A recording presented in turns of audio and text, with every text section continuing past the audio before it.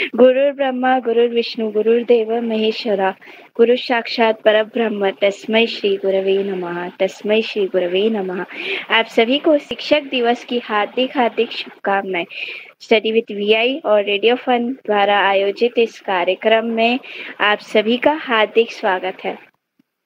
तो आज हम कुछ अनोखा करने जा रहे हैं, लेकिन उससे पहले कार्यक्रम की शुरुआत में मैं चैतन्य सर से रिक्वेस्ट करूंगी कि वो आए और अपनी मधुर वाणी में गुरु वंदना से इस कार्यक्रम की शुरुआत करें। गुरु को करिए वंदना,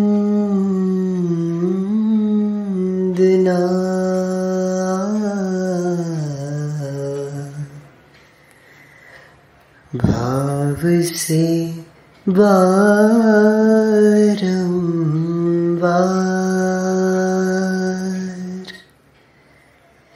नाम सुनो कासे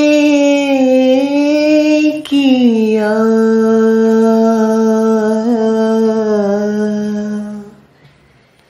जिसने भव से पार,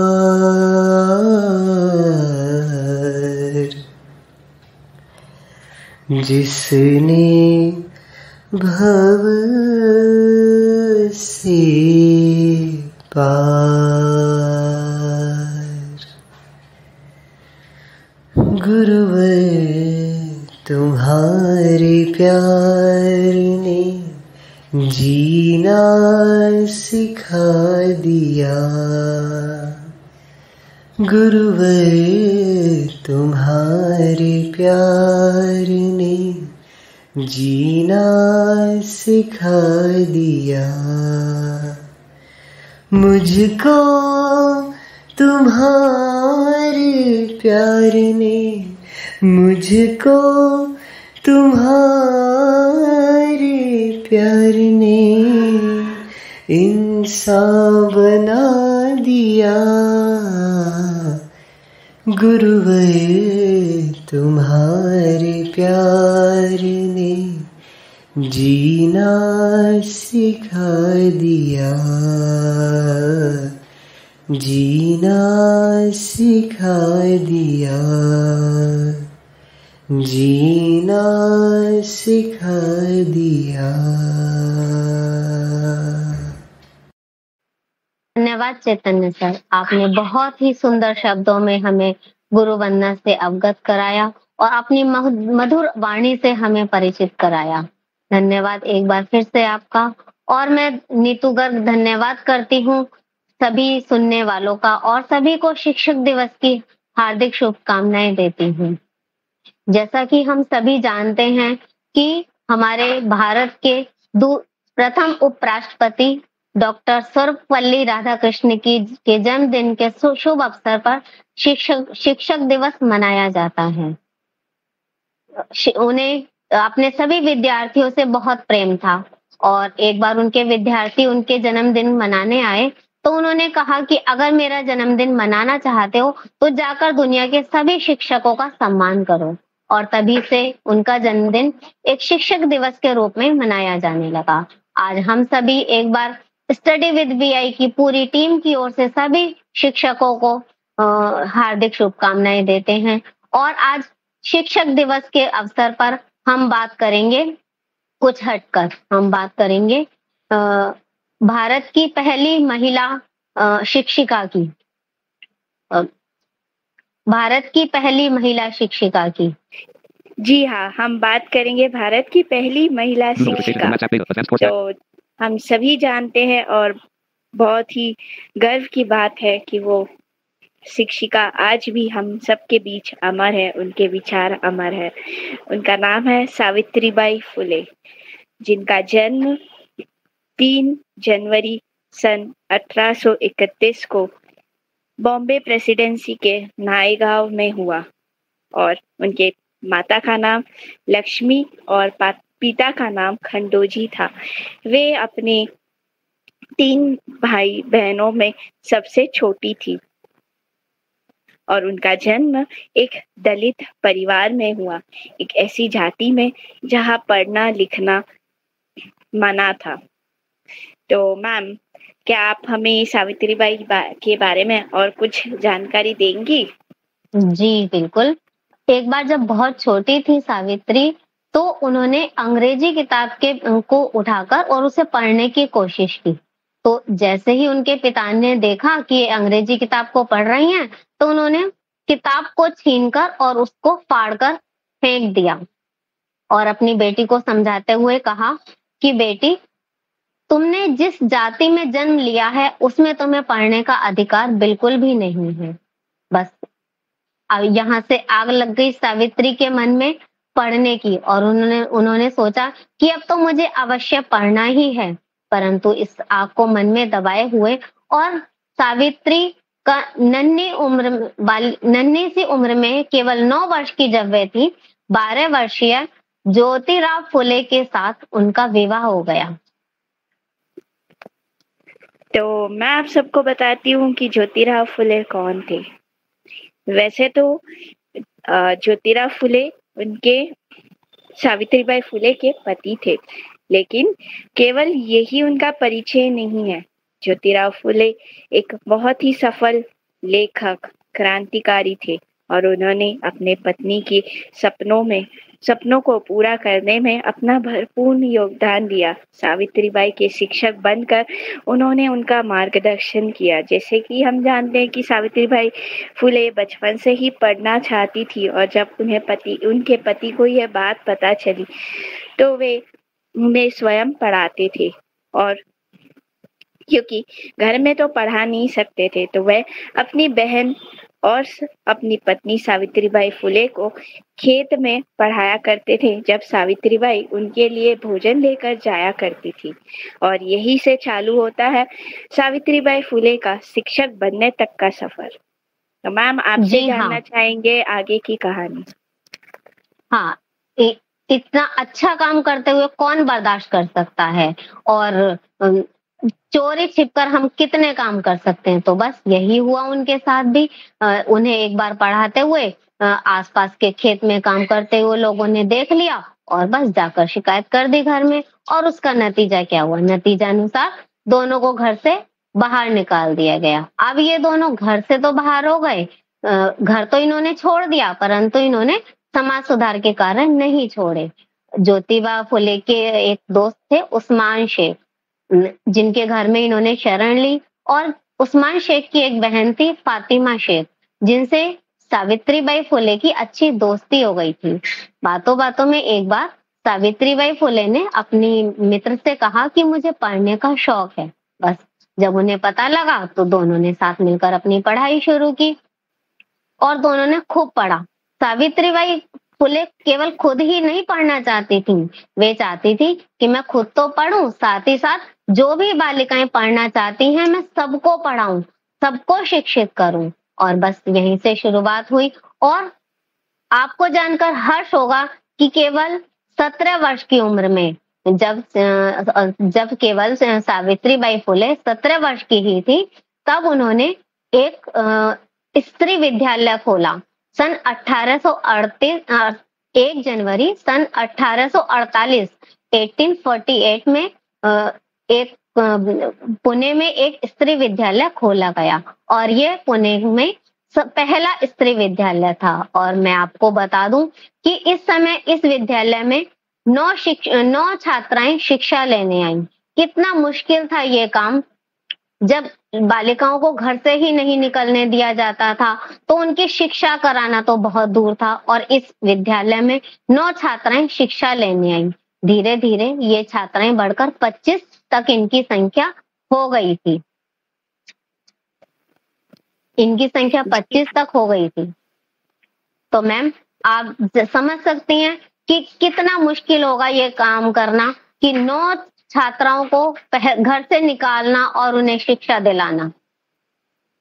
जी बिल्कुल मैम, ये घटना है सन 1839 की, जब ज्योतिराव फुले और सावित्रीबाई फुले को उनके घर से निकलना पड़ता है, लेकिन फिर भी अपने हिम्मत से वे अपने दोस्त के यहाँ रुककर अपनी पढ़ाई पूरी करते हैं और फातिमा शेख जिन्होंने सावित्रीबाई फुले के साथ मिलकर अपनी पढ़ाई पूरी की, ये पहली मुस्लिम महिला टीचर बनी भारत की और इन दोनों ने साथ में अपनी पढ़ाई पूरी की। तो पहला विद्यालय जो खुला था 1848 में, वो था तात्या साहेब के घर पे, जो बहुत ही प्रेरित हुए थे इन तीनों के कार्य से।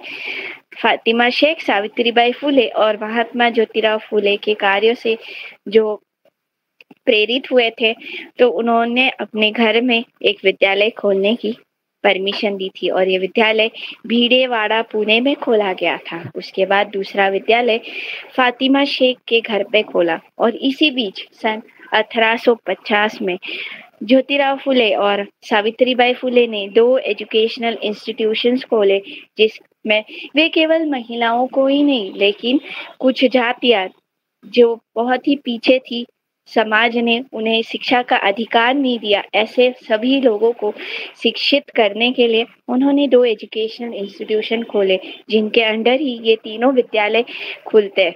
और हम देखते हैं कि अपने पूरे जीवन काल में सावित्रीबाई फुले ने कुल 18 विद्यालयों को खोला और स्त्री शिक्षा और पिछड़े हुए जाति को शिक्षित करने का बेड़ा उठाया। तो मैम क्योंकि जी 2 विद्यालय तो उनके घर में ही थे, तो इतनी शायद परेशानियां नहीं आई होंगी, लेकिन जब वे शिक्षिका बन के बाहर जाती है तो उन्हें कैसी समस्या आई, या फिर क्या इतना आसान था उनके लिए बाहर जाकर बच्चों को शिक्षिका देना? शिक्षक जी नहीं, ये बिल्कुल भी आसान नहीं था और हम करेंगे उनके उस सफर में जाया करती थी। बहुत कठिन समय था उनके लिए और जब वे विद्यालय जाया करती थी तो रास्ते पर धर्म के कुछ ठेकेदार और अपने आप को ऊंचा समझने वाले लोग उन पर पत्थर मारा करते थे, उन पर सड़े टमाटर फेंका करते थे, कीचड़ और यहाँ तक कि मानव मल मूत्र भी फेंका करते थे और उनकी पूरी साड़ी गंदी हो जाया करती थी।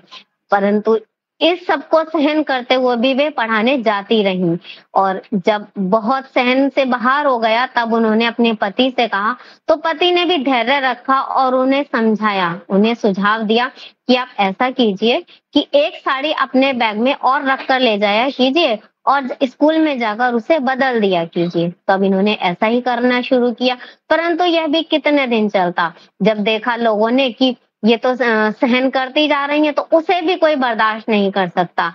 एक दिन एक धर्म का ठेकेदार बन के आया और इनके रास्ते में आकर खड़ा हो गया और इन्हें बहुत अनाप शनाप बकने लगा और आसपास में लोग खड़े हुए देख रहे थे तमाशा और कोई भी बचाने नहीं आ रहा था।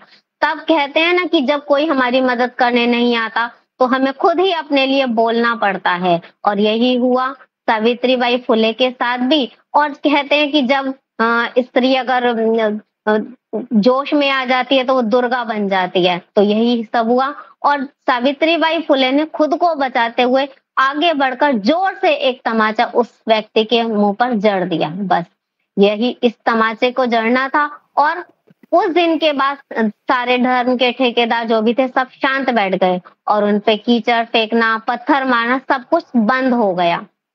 तो कहते हैं ना कि अपने लिए हमें खुद ही आवाज उठानी पड़ती है। तो ये सब चला उनके जीवन काल में और इतना ही नहीं मैम, ये सब करते हुए उन्होंने केवल स्त्रियों के लिए नहीं बल्कि महिलाओं के उत्थान के लिए और भी बहुत सारे कार्य किए।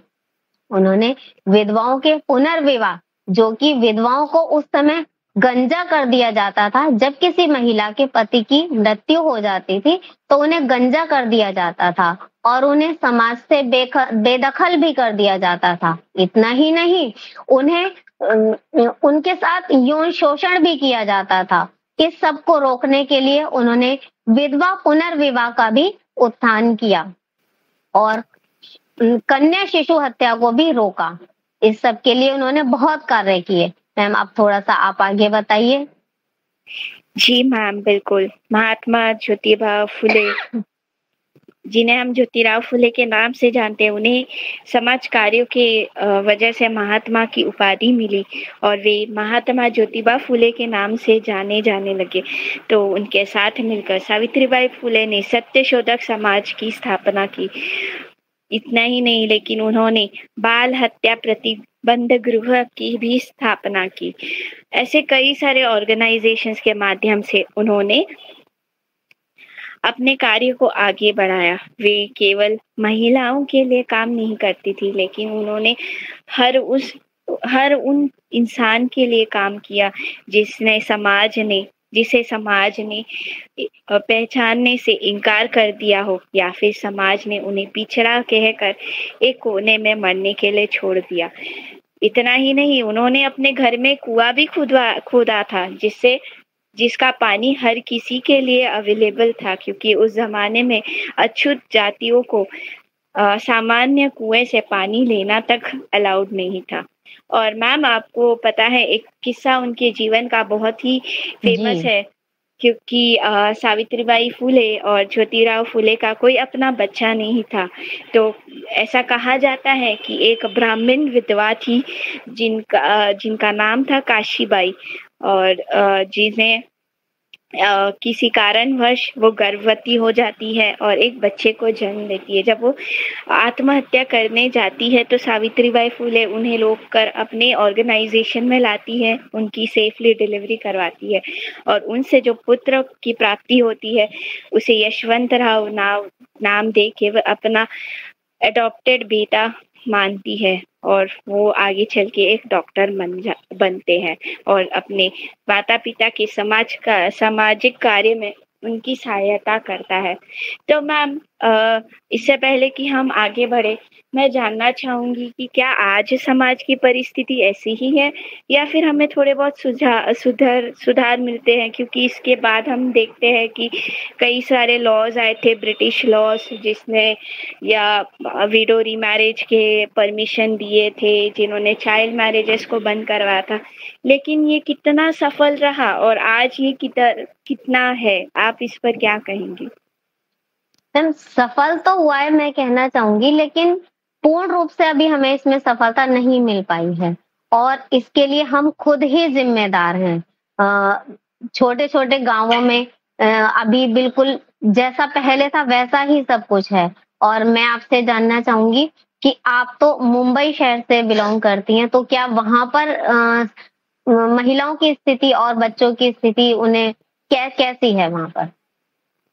जी मैम, बिल्कुल। तो जैसे कि आपने बताया कि गाँवों में आज भी ये चीज़ें होती हैं। कई सारे गाँव हैं जहाँ पे women literacy rate, women's education rate, sex ratio जैसी चीज़ें बहुत ही कम हैं। आज भी हमें विमेन ट्रैफिकिंग देखने मिलता है। तो ये सिर्फ गाँवों तक ही सीमित नहीं है। कहने के लिए मुंबई, चेन्नई, दिल्ली, कोलकाता जैसे मेट्रोपॉलिटन सिटीज़ बड़े हैं तो यहाँ पे क्राइम्स नहीं होते या यहाँ पे लड़कियाँ पढ़ी लिखी होती, ऐसा नहीं है। बहुत ही कम परिवार है जो एक बेटी को अपना सपना जीने देते हैं। परंतु आज भी हमें देखने मिलता है कि जब एक बेटी घर से बाहर निकलती है तो उसे हमेशा कहा जाता है कि तुम कैसे तैयार होगी, तुम कैसे कपड़े पहनो, तुम 7 बजे के पहले घर पे आ जाओ, या तुम ये पढ़ सकती हो, तुम इससे ज्यादा नहीं पढ़ सकती हो, ज्यादा पढ़ोगी तो तुम्हारी शादी नहीं होगी, ज्यादा पढ़ो लिख जाओगी तो फिर समाज क्या कहेगा। ऐसी कई सारी चीजें होती है। बस फर्क इतना है मैम कि गांव की बातें फैल जाती है और शहरों में होने वाले क्राइम्स दबे रह जाते हैं। जी हाँ मैम, बिल्कुल सही कहा आपने। और इन सबसे बाहर निकलने के लिए हम युवाओं को ही आगे आना होगा और हमें अपनी सोच बदलनी होगी। पहले वाली सोच में हम जीते रहेंगे तो कुछ नहीं होने वाला। हमें आवश्यकता है कि हम अपनी सोच को बदलें और अपने विचारों को बदलें। तब तक हम अपने विचार नहीं बदलेंगे तब तक कुछ नहीं हो सकता।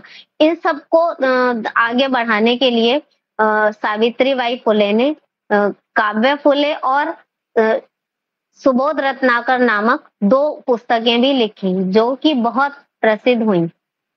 और इन सबको मिशन को आगे बढ़ाते हुए ज्योतिराव फुले ने 24 सितंबर सन 1873 में एक अपने अनुयायियों के साथ मिलकर एक समाज शोधक संस्था का भी निर्माण किया। इसके अध्यक्ष खुद ज्योतिराव फुले थे और इसकी महिला प्रधान सावित्रीबाई फुले थी। इन्हीं समाज सुधारक के कार्य को करते हुए सन 1890 में ज्योतिराव फुले का निधन हो गया, परंतु ज्योतिराव फुले के देहांत होने के बाद भी सावित्रीबाई फुले ने ये समाज सुधार कार्य नहीं छोड़े और उन्होंने अपने पति के मिशन को आगे बढ़ाया। जी बिल्कुल। कई बार ऐसा हम देखते हैं कि जो हमारे साथ कार्य करता है उसके देहांत के बाद शायद हम अब कमजोर हो जाते हैं, लेकिन सावित्रीबाई फुले ने अपना कार्य जारी रखा और ज्योतिराव फुले के द्वारा जो भी ऑर्गेनाइजेशंस खोले गए थे उन्हें सफलतापूर्वक चलाया। ना सिर्फ चलाया परंतु उसे उस ऊंचाई तक पहुंचाया जिस ऊंचाई का सपना दोनों ने मिलकर संजोया था। और इसी बीच प्लेग की महामारी पूरे भारत में फैल गई और सावित्रीबाई फुले ने इसमें भी अपना भरपूर योगदान दिया। यशवंत राय डॉक्टर बन चुके थे तो उन्होंने पुणे में एक क्लिनिक खोला जो प्लेग के रोगियों के लिए इलाज करवाता था। तो सावित्रीबाई रोगियों को उस अस्पताल में लाकर भर्ती कराती और यशवंत राय उनका इलाज करते। और हम कहते हैं कि जिस कार्य को हम दिल से करते हैं कभी कभी वही कार्य हमारी मौत का कारण बन जाता है, और यही हुआ सावित्रीबाई फुले के साथ। 10 मार्च 1897 को सावित्रीबाई फुले ने एक पेशेंट को अस्पताल पहुंचाते हुए खुद वे प्लेग का शिकार हो गई और उन्होंने अपने प्राण त्याग दिए। जी हाँ, सावित्रीबाई फुले जो कि भारत की पहली महिला शिक्षिका थी, उन्हें हम हमेशा याद रखेंगे। उन्हें हमने खो दिया परंतु उनके विचार हमेशा हमारे साथ हैं और हम उन्हें शिक्षक दिवस के आज के शुभ अवसर पर हम उन्हें भावभीनी श्रद्धांजलि अर्पित करते हुए, नमन करते हुए कुछ शब्दों के साथ अपनी वाणी को विराम देना चाहेंगे। जैसे वो कहते हैं ना, हजारों फूल चाहिए एक माला बनाने के लिए, हजारों फूल चाहिए एक माला बनाने के लिए, हजारों रंग चाहिए एक रंगोली बनाने के लिए। सिर्फ एक गुरु ही काफी होता है बच्चों की जिंदगी को स्वर्ग बनाने के लिए। Happy teachers day. बहुत बहुत धन्यवाद मैम आपके इस शायरी का।